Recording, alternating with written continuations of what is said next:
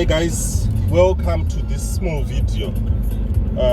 I'm just coming from recycling a few things. Recycle center Samarara. So on this video, I'm just going to take you on a short shopping experience in UK. It will be different in every area, just like everywhere else. But kangorika trip kanongorakidza mashops kuti ane chii nekuti akaita sei neprocess yacho yekungoenda kumashops. Saka ndiri kudriva kuenda my nearest shops angu ndatumirwa list namadam zvezvinhu zvatinoda kutenga zvirikudiwa kudheni. Saka ndiri kungonozvinhonga mu probably I'll end up going into maybe 2 or 3 shops. Saka pandasvika panapa panonzi pa St John's, Bedford, England. Pane home bargains, pane Lidl for my supermarket. So ndo panichatanga unotarisa zvandinoda. I don't know yet what I need. Ndichazongorifera kulist racho ranzi ratumirwa kuWhatsApp.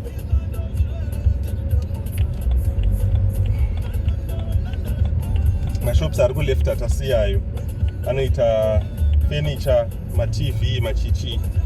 Kuside randau yarinoiri ndo kune mashops, kune auto center ne2 mashops emasupermarket ari paside nepaside. Auto center iyo yeHalfords yekutanga vanotengesa maspace emota, emabhasikoro, echichi.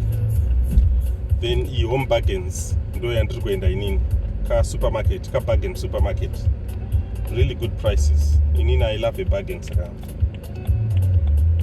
ndo mashops andinofarira iwayo.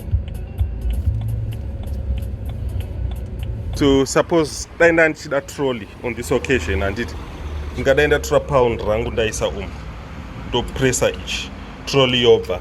Izvozvo zvinomeka sure kuti ndinozoidzosa pandinenge ndaitora, either ndachida hombe kana kuti diki. Unoisa pound rako, pane kusingaiswe mari kwaunongotora trolley, then obva wangoishandisa, obva wangoidzosera. But vamwe vanhu havadzoseri mumatrolley bay yakadai so, munogara matrolley. Saka vakati pound, it means kuti uchadzosa because inongochida mari yako. Saka chingori chimba chinogara matrolley.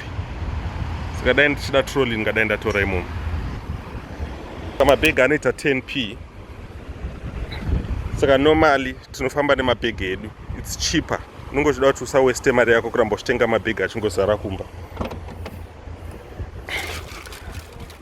Saka ndongotakura iwaya. I'm sure I won't use all of them, but ndongopinda nemabhegi angu.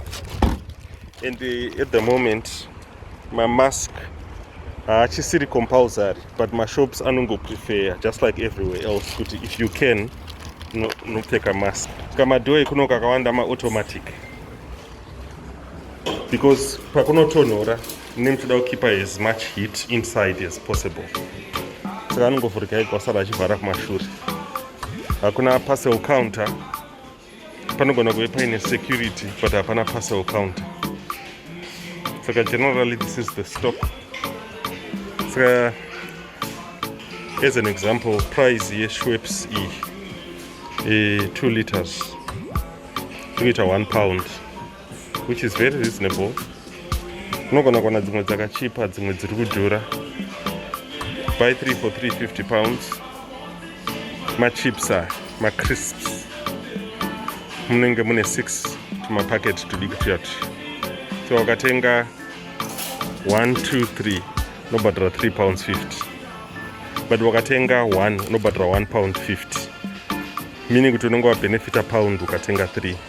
Madeals akadaro akawanda pachikafu nepane zvinhu zvakangosiyana siyana. Alright. Saka it's just one of those things zvekuti kana uchida something ukaya mushop inenge inoi unowana opportunity yekuti wana chakati chipei,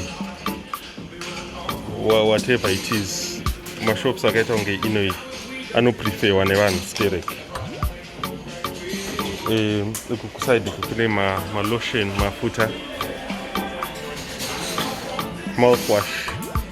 mouthwash, chichichi, macolgate. Saka macolgate panapa iyi ndo favorite yangu iyi.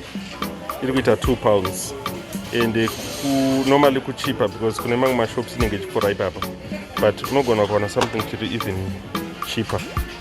like iri kuita 99p. Unotowana something chiri even cheaper than that 99p. Unongotora chaunoda chawajaira. Mouthwash, anything chaunongochida, ma toothbrush, ma pack, machichi. So for example, toothbrush 99p iri 1, but iri quality. 99p iri quality, but unogona kuwana anenge ari pack achitaka not 199 or even cheaper. 99 antimugona 99p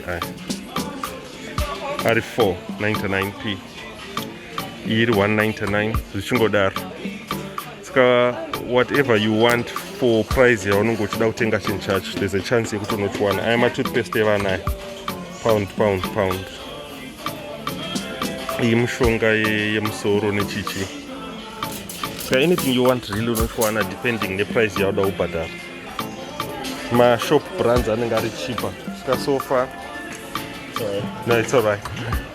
Saka so far uchida toothpaste yaka cheaper. The cheapest is Oral-B. You get 79 cents. 79p, sorry. Saka makango daro. Inini ndikuda, I could have shown you stock yese muno, but inini ndikuda ma paper towel. Maningaya atino ma antiperspirant netuma dio ndiwo ma price acho depending kuti watenga iri ku right guard 89p idiki yacho. Ma links right guard 159. Saka zvinongo depend. Root 299. Saka zvinongo depend kuti kudai.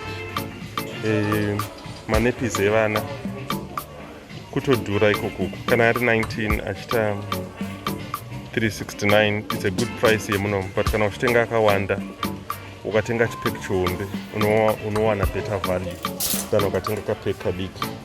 My wife 49p depending kuti watenga api. Ukatenga aya 99p, ukatenga akawanda mubox ari 6 kana kuti ari 12, ari 6 unogona kumawana for about £2 something, ari 12 for about £5 something.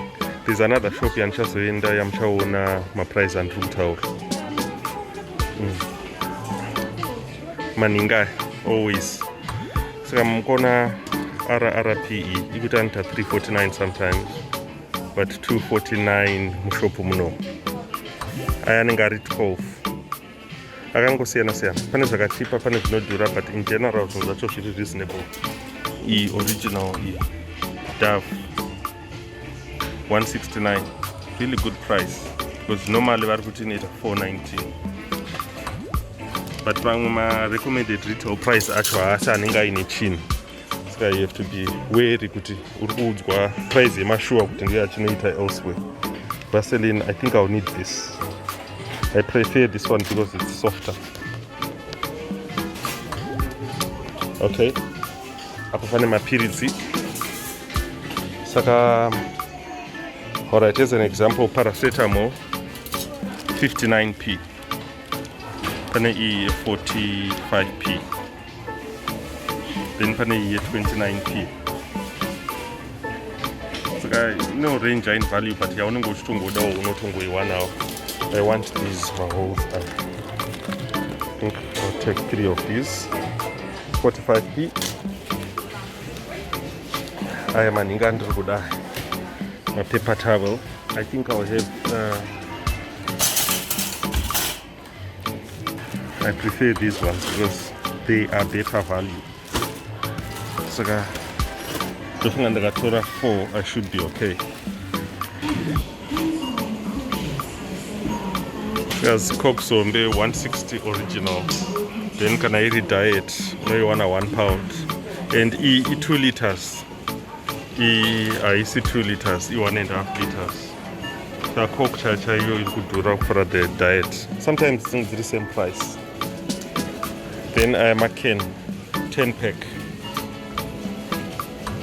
£4. Diet. But then get Coke chayo normally slightly more expensive than Diet, Nema, Fanta, Nema Chichichi. I don't know whether it's because inengeripa demand more. Kind of it's the original stuff. Normally those originator side kune beer and wine. This is home bargain. So the prices are really competitive.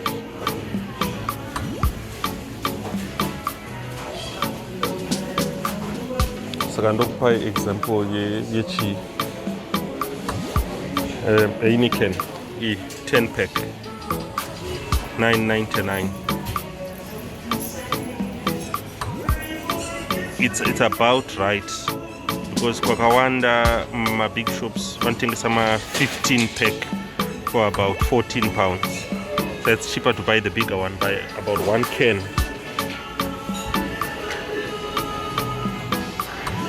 Then could my fridge foods in this shop. Right, my juice. I don't know if there's a popular one. Okay, £1. Yekusanganisa nemvura. Mazoe equivalent, I would say. Cannot eat $1.99.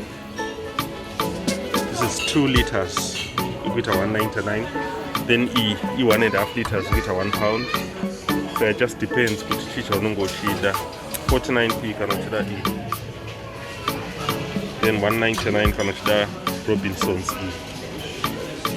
Then Panama more can go siyana but you don't go choose all your order. Ewana, my fruit shoot £2 for 8, so that's about 25p each. But if I take up a McDonald's, they'll probably charge you £1. But that's all. Anyway, things are like that. J2O 10 pack $4.99. I need some of this, but I probably won't buy it today. £1 is the cheapest for only one extra £1. That's original cranberry juice drink. But I'll probably get it next time, or maybe even today. And water, okay. Karamune water my 12 pack, okay. So the 12 pack yemvura 150. 12 pack. So got 12 mabodoro ako 150. It's not the same price everywhere, and when you want a brand like I say, I don't prefer. But generally, it's around £2 for my 12, my 500 ml. Then my bulb, for example, my bulb, I am an energy saver. And I can't see where the prices are. I wanna put some price, but okay, this is for that $2.49. But my bulb general line at £2 something and £1 something. My energy saver, which is not a bad price for something that lasts that long. Sorry. I don't know what else I can show you guys.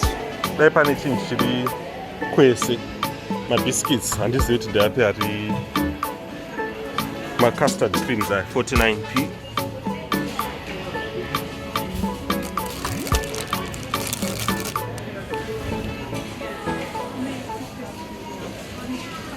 And that are very common.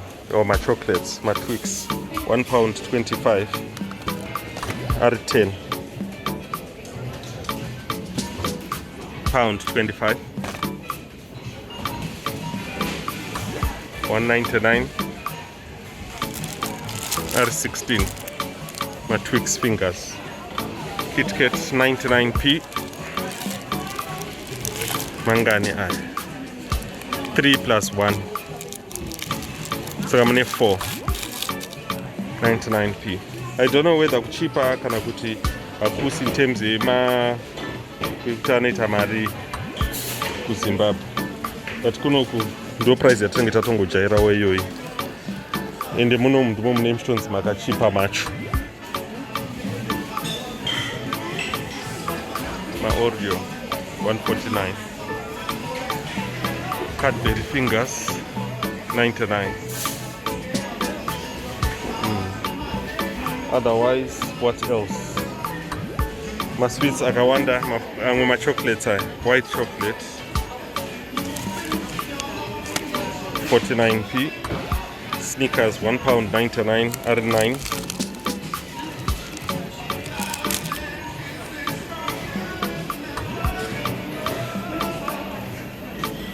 then £1.99 Ziku chocolate or hazelnut. My Mentos 95p. Okay, rikatende kune something really a bit basic like mkaka.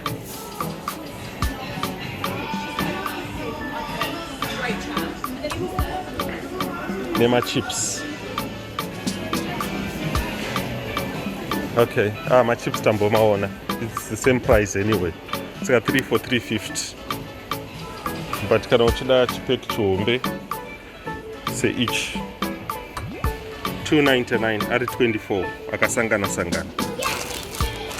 Cheese and onion ready salted salt and vinegar and my prawn cocktail 2.99 at 24. Stationery, regatumwenda pa stationery. My pen. So my pen R5. My ballpoint. Ballpoint pens. 5-pack 49. I am a whiteboard markers. Anorabikaya 99p R6. Then I Arabic my permanent 69 R2. What's the closest to my counter book? Panama notebook 169. Bond paper Rimi 500 2.99. It's £2.99 500 sheets. Each 80 cannot 100. Apana pandrugona pakanyoro kuti ichi pangonzi 500 sheets. Because normally vanonyora kuti zvo 100 iri thickness yacho. Anyway, 2.99. A pencil 99p 10-pack. Then my Sharpie, at least it branded no. So I are 12 under 4.99.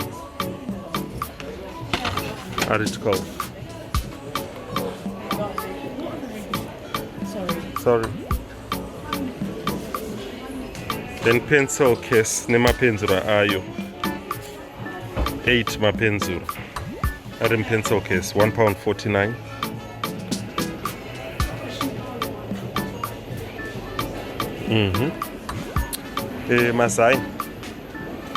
Masai R2 for 6, 8, 10, 95p. Zvinoenderana nebrand rauri kutenga. Sometimes anenge more expensive, sometimes anenge asiri, sometimes my free range, sometimes as. But that's about the price. Then chingwa 79p loaf. 79p iri rakuita 30p, probably because pamwe riri kuexpire nhasi kana kuti mangwana.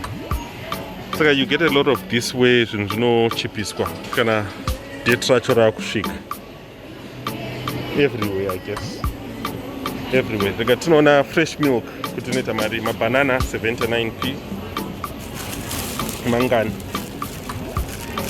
i5 ndekubelize. Most of my banana ari muno obviously anenge akaimportwa and akawanda acho anonaka, but unototarisa kuti anobva kupi. Saka 79p ari 5. Then dai mune chicken pieces, I'll show you that as well. Cheese cheddar yakasliced £1.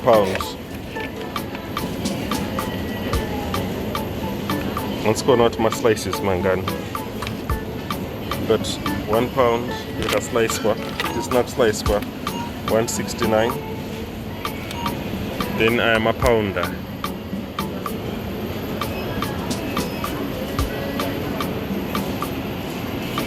Guys, any requests for my prices, put down my comments below. Then next time, then she's focus on.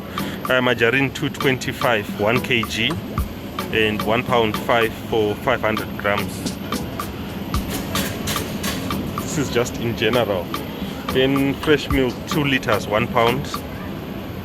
Then crab and you know to do a 185 each, but wakatenga 2 no but 320, which means you don't go but £1.60 each. Most people want to go tenga 2 anyway, because last 7 days. Fresh milk last 7 days because it is filtered. That's what I would go for. Then my pepperoni 159 R5. And I don't prefer a reward than my original, but it's same price. It's cheaper than a lot of other places.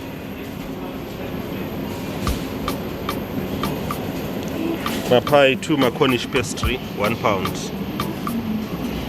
Then my coffee 59p.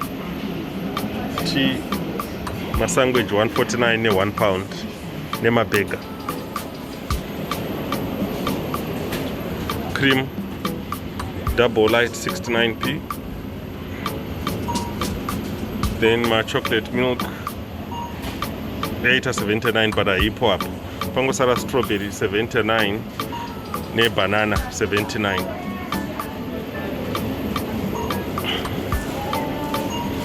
My Oreo 149, Mula Oreo. Otherwise, that's it. Oh, regatende pa masamba, ne dovi, peanut butter and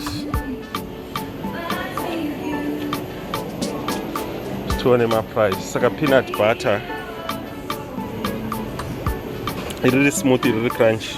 But I'll get a $2.99 essay. Arma 700 grams. Jam 99p. Lemon and lime. Well-known brand.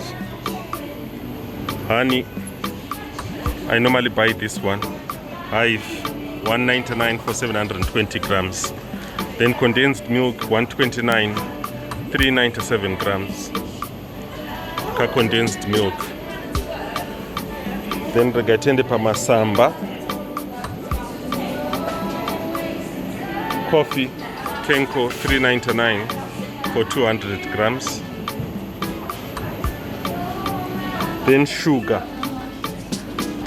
1 kg 59p. 1 kg of sugar. Then here brown 79p 500 grams. Then brands 500 grams. Then my sweetener 299. Normal anushans kana wasinga de sugar chai 1200 to my sweetener £2.99. Recommended retail price yacho £3.79. Then my samba 210 which box each out of 449. My Yorkshire fana ningaka chipao ayarta for 300 argita 249. But these are really good. These are really common, my PG tips. For 240 argita 349. And then I like my Yorkshire wire. Okay, that's it guys from me. Dagunotorama toilet roll. Then I am out of this shop. Looking up next one. Shops close at 4 today because it's Sunday. So I'm gonna end up in Tenga everything by 4.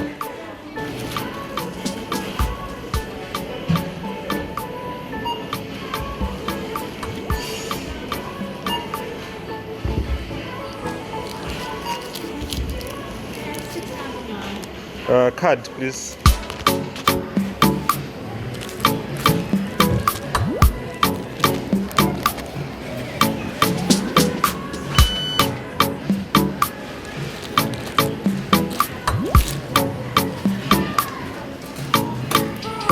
Thank you.